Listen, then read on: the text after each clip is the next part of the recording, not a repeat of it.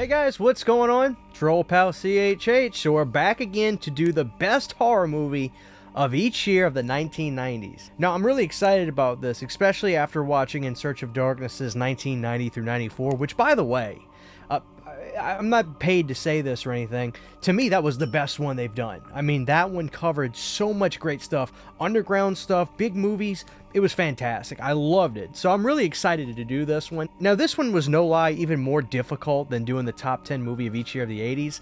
And I plan to do more. Like, if this goes well, I want to do top 10 of the 2000s and then 2010s, which will really be a fun one to do. Without further ado, let's get started. And this one will definitely be more controversial. And I even had to cheat for 1 year. Sue me. Alright guys, 1990 was super tough. Initially my gut said, oh, it's gotta be Misery, but I stopped and thought about it and I said, Christian, no, I think a lot of people will actually agree with you on this one. Now watch me be wrong saying this, but for me, Night of the Living Dead 1990. I think it really is that good, especially since we're supposed to be getting this year a new cut of the movie that's more in line with Tom Savini's vision. If you're like me, you're over the moon and this will no doubt be the best physical media release of the year. But for now, we only have the movie to go off of, and even so, despite some of the problems from the production side and the MPAA wanting to cut out so much, I think Night of the Living Dead 1990 showcases Tony Todd as a great actor. Rest in peace, by the way, Tony, we love and miss you. And having a really great Barbara.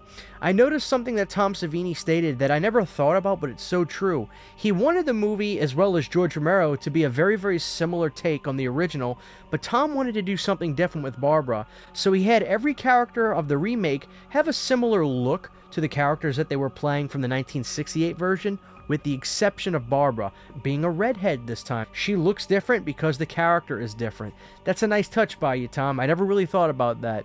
But this is a great zombie flick, no doubt. I know people that not only say they love this more than the original Night of the Living Dead, but they prefer Night of the Living Dead 90 to Return of the Living Dead, hell, even Dawn or Day of the Dead.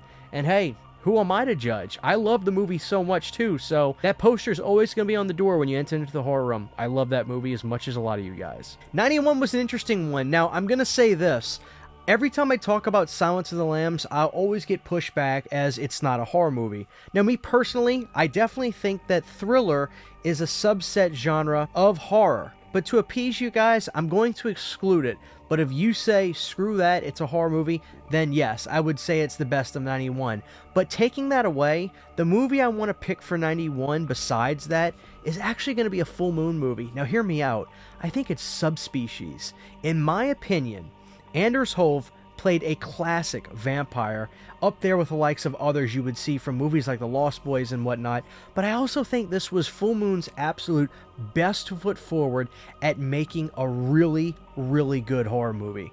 I think Ted Nicolau directed this movie to perfection. The mix of Ted's ideas and Charlie's ideas together just worked. Charlie loved having little mini monsters and such, so he had those little ghouls that worked for Radu in the movie, as well as Anders just playing this incredible vampire that has similarities to classics like Nosferatu with the long fingers.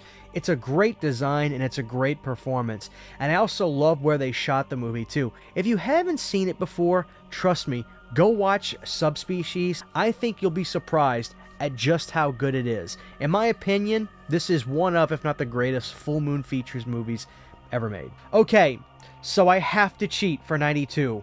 I spent hours trying to decide, and I just couldn't. This is a four-way tie. I know, that sounds absolutely pitiful, but it's a four-way tie between Bram Stoker's Dracula, between Candyman, between Army of Darkness, and Alien 3. I literally could not pick. I'm sorry, I couldn't pick. Now, some of you might say this is an easy one. It's clearly Candyman, or it's clearly Dracula. I can't pick. I'm trying to decide what the best is. Now, I love Army of Darkness so much. It's one of my favorite horror movies. But I can't consciously say I think it's better than Alien 3 or Dracula, Bram Stoker's, or Candyman. I couldn't pick. Sue me. You guys tell me what the best one is, because God knows I couldn't decide. Okay, moving forward now, 1993, without a doubt. Call it a science fiction movie, call it whatever. This is one of the scariest movies of all time, and to me, unapologetically, it's a damn horror movie. I'm talking about, based on a true story, Fire in the Sky.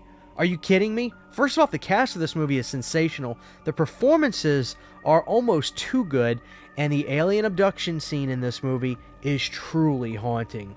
It's stuff of nightmares. I think The Fire in the Sky is probably one of the greatest, if not the greatest horror movies of the 1990s. Are you kidding me? Oh, it just freaks me out. I have since gone on and done some research on the real story, and it seems like it could really be true. I mean, they passed lie detector tests and everything.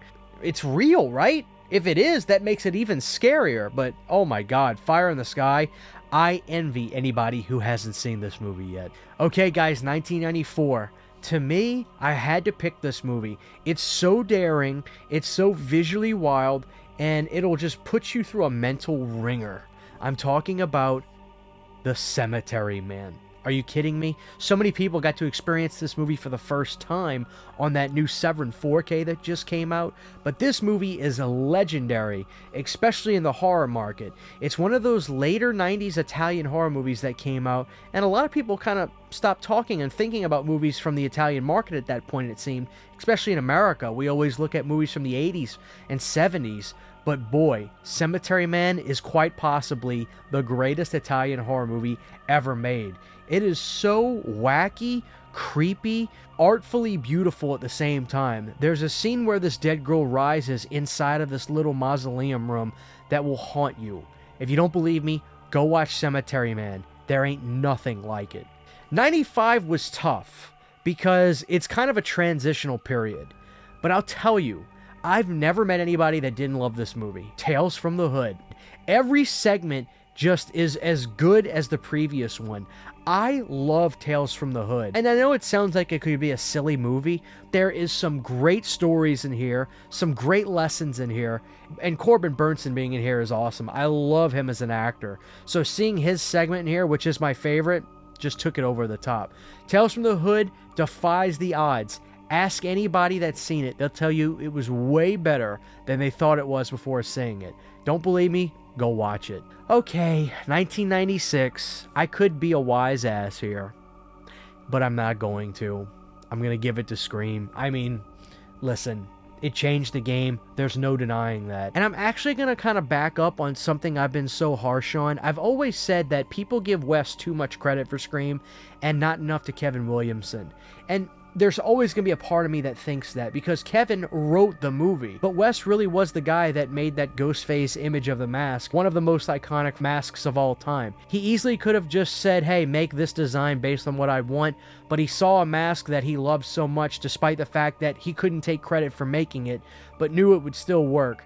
So I give him credit for that. It really was a partnership between Wes and Kevin. But listen, all besides the fact, Scream really is that good. I can criticize the sequels and talk about how a lot of them are really kind of silly based off what the first movie was trying to say, making fun of all the things that we would see in horror movies and the idea of what sequels could be and are. But the reality is the first Scream is a game changer. It's one of the best of the 90s, if not the best. So yeah, there is no other answer for 96. 1997 though, here's where I get to talk about one of my favorites. Now, this movie kind of fights back against that Scream era during this time, and I'm talking about really what could be considered the Expendables of horror. Wishmaster, an awesome movie about the Jinns, killer Wishmaster monster. And this movie's really cool because you'll see not only iconic horror characters like Robert Englund and Kane Hodder in here, but also the people working on the movie too were the who's who of really 80s horror. Makeup effects guys getting together, it's awesome. And interestingly enough, this is when Wes Craven was so popular. There were so many Wes Craven Presents movies during this time, and Wishmaster was no exception. His name is right above the title.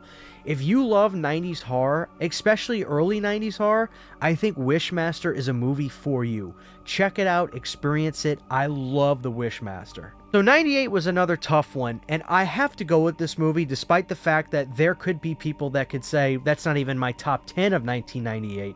But for me, this is the last great John Carpenter film, and I'm talking about Vampires. This movie is so good.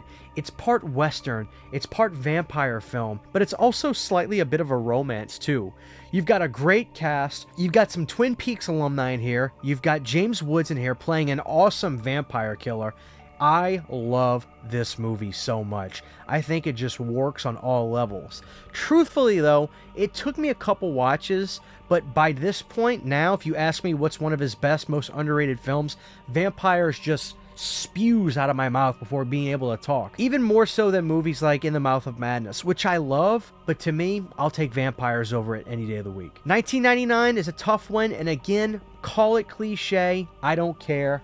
My answer is unequivocally The Blair Witch Project. I just think this is one of, if not the greatest horror movies ever made. Forget found footage. And getting that second sight release that came out this past year just blew me away with the stuff I learned about the film. That documentary that starts with the ending of the movie inside of that house blew me away. I have an even more bigger appreciation for the Blair Witch. I don't care what anybody says. The Blair Witch was effing terrifying when it came out, and it scared me so much. Just seeing the VHS cover at Blockbuster was terrifying. My parents didn't even want me to touch it or look at it. That's how influential that movie was at that point. Forget about it. 99 belongs to the Blair Witch. Alright guys, like I said, controversial and a little bit of a cheat, but I can't help it. I can't lie. It literally would have been picking a favorite kid in 92, but I am interested to see what you guys say about 92. If you enjoyed this list, drop a thumbs up on the video, leave your comment below, tell me what you agree with, disagree with, and what would be on your list. And if you enjoyed this video and you're a YouTuber, hell, make your own. I'll check it out. Thanks for watching. This is your old pal CHH. Huge giant thank you to all of my Patreon supporters. Without you guys, this would not be possible. To get behind the scenes photos, videos, music, private live streams, and much more, you can subscribe to my Patreon for as little as $1 a month. Thank you to my patrons.